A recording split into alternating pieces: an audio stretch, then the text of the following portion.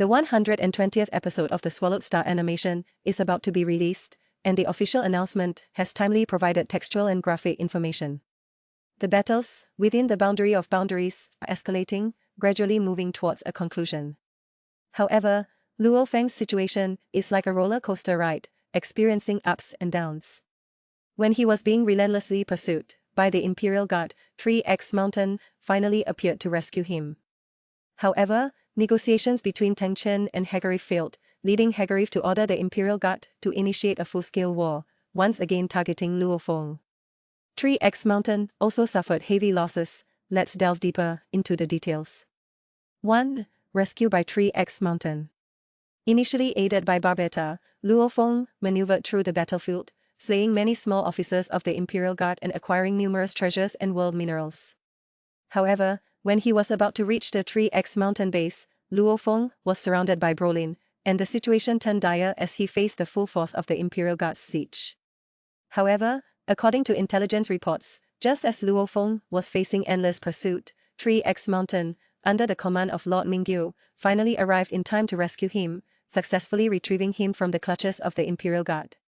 Furthermore, Luo Feng handed over the first-level password of the Thunder Domain Lord's inheritance, Crystal Ball, to Lord Mingyu.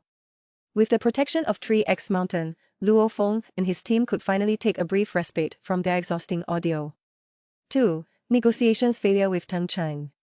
Observing 3X Mountain's rescue of Luo Feng, Brolin realized that the first-level password would undoubtedly fall into the hands of 3X Mountain. With Brolin's temperament, he would likely launch a direct assault to reclaim it, but due to the importance of the matter, the Imperial Guard dared not easily sever ties with 3X Mountain.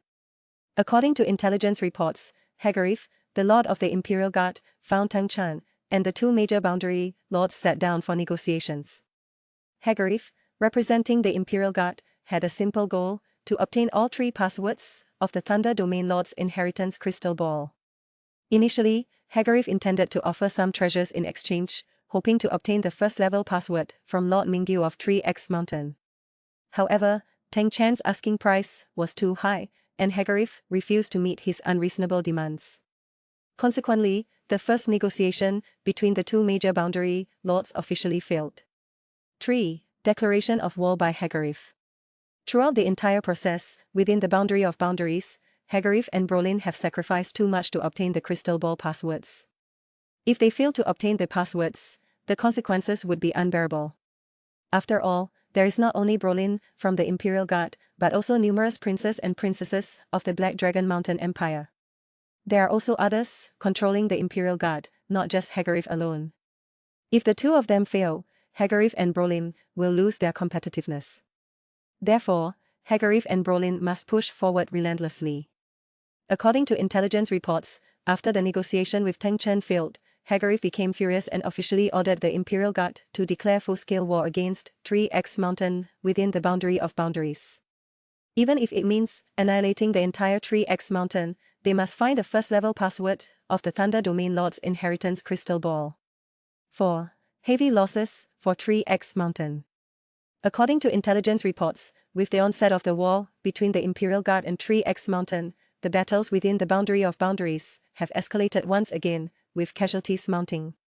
Especially since the Imperial Guard has identified 12 targets, including the most likely holders of the passwords within 3X Mountain, which includes Luo Feng.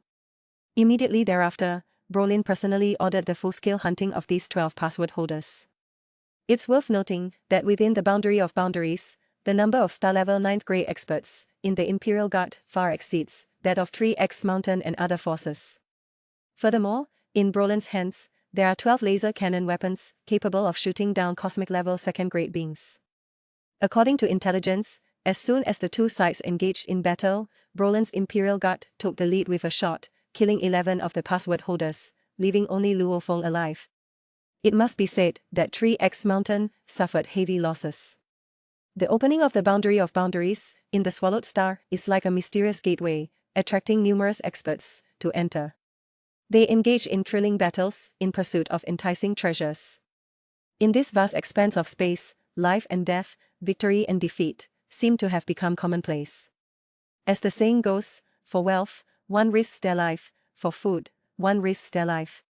In this vast expanse of space, wealth and glory have become the goals that people strive for. However, as the competition intensifies, death and betrayal also loom large. In such a backdrop, the protagonist Luo Feng and his team also step into this land full of unknowns and dangers. Surprisingly, after being killed by the ninth princess's subordinates, Iron South River chose to spare his enemies. Why did he make such a choice? Doesn't he fear being ridiculed as a coward? Doesn't he want to avenge his brothers? With these questions in mind, let's explore the reasons behind his actions. Deep within the boundary of boundaries, Iron South River's body lies peacefully, his blood staining the surrounding soil red. Luo Feng stands beside his corpse, his eyes filled with sorrow and anger. He knows that Iron South River was his good brother, his comrade in arms, who tragically died in this land. However, when Luo Feng faced the ninth princess, he chose to let go of his hatred. This wasn't because he feared the ninth princess's strength or because he didn't want revenge. It was because he deeply understood that the enmity between him and the ninth princess wasn't merely personal, but involved a contest between two powerful forces. Behind the ninth princess stood the imperial family of the Black Dragon Mountain Empire. Controlling over 8,000 galaxies, their power was formidable enough to intimidate anyone. Although Luo Feng was formidable, he knew that compared to the Black Dragon Mountain Empire, he was still insignificant. If he were to rashly attack the ninth princess, it would not only invite the retaliation of the Black Dragon Mountain Empire, but also endanger his loved ones and the people of Earth. Moreover, Luo Feng had a more important goal: to participate in the Universal Genius War. In the Universal Genius War, Luo Feng displayed outstanding performance, eventually winning the championship. His achievements not only earned him the respect and recognition of the Black Dragon Mountain Empire, but also made him the focus of attention throughout the universe. At this point, he was no longer the young man eager to avenge his brothers, but a true powerhouse of the universe. After achieving fame and success, Luo Feng returned to the Black Dragon Mountain Empire, where the ninth princess realized his value. She wisely chose to establish a good relationship with Luo Feng, offering gifts as a gesture of goodwill. Luo Feng also understood that it was no longer suitable for him to seek revenge against the ninth princess. He now represented the Black Dragon Mountain Empire, and his relationship with the ninth princess had evolved from enmity to friendship. Therefore, Luo Feng chose to spare the ninth princess. He avenged Iron South River by killing her subordinates and relieved himself. However, he did not personally attack the ninth princess because he knew that doing so would only lead to greater trouble for himself. Later on, Luo Feng represented the Black Dragon Mountain Empire in the Universal Genius War and won the championship. His reputation spread throughout the universe, becoming an object of admiration for countless people. The ninth princess also wisely chose to establish a good relationship with Luo Feng, offering gifts as a sign of respect. Looking at the gifts in his hands, Luo Feng couldn't help but feel deeply moved. He knew that his initial choice was correct. He didn't ruin his future due to momentary impulse or get entangled in personal grievances affecting innocent people. In the world of Swallowed Star, Luo Feng's story teaches us a profound truth: when facing formidable enemies, we need to learn to let go of personal grievances and hatred for the greater good. Only then can we better protect ourselves and those around us and achieve our dreams and goals. Luo Feng's choice wasn't weakness, but wisdom. He understood that hatred would only lead to endless pain and conflict, while letting go of hatred would provide him with broader opportunities and a brighter future. Not everyone possesses such wisdom, but it's because of this wisdom that Luo Feng stands tall in the universe, becoming a legend of his time. Only after reading the original work did I realize how extraordinary Luo Feng's strength becomes later on. While watching Swallowed Star, I always knew Luo Feng was powerful, but in the original work, he becomes truly extraordinary. After leaving the Thunder World, Luo Feng encounters a Lord-level powerhouse for the first time. To him, at this moment, these experts seem like gods. And after more than 3,000 years of leaving the boundary of boundaries, Luo Feng finally reaches this level. It took him so many years, not because of his lack of talent, but to enjoy more low-level benefits provided by the Virtual Universe Company, deliberately suppressing his breakthroughs. It wasn't until Luo Feng broke through the original Tianshan and completely depleted the resources of the Virtual Universe Company that he chose to break through to the Lord level and obtain a large number of point rewards. At the same time, Luo Feng also became a disciple of the Chaos City Lord. The moment Luo Feng stepped into the Chaos City Lord already knew about Luo Feng's seizing of the Golden Horn Beast. However, he understood that Luo Feng's soul still belonged to the human race at this time, so the Chaos City Lord not only didn't care, but also gave the supreme treasure, the She Wu Yui, to Luo Feng. Adding to this the formidable strength and numerous trump cards of the Golden Horned Beast's true form, at this moment, although Luo Feng is only a boundary lord, his true combat power can easily slay immortal emperors. Once appearing at the entrance of the Thunder World, the boundary lord Hargreave, hailed as a deity, and the heavenly celestial, Luo Feng only needs to exert a little pressure to directly kill them. After breaking through to the boundary lord level, Luo Feng can finally cultivate the 9th rank secret scripture. This is a divine technique left by the king-level powerhouses outside the primitive universe.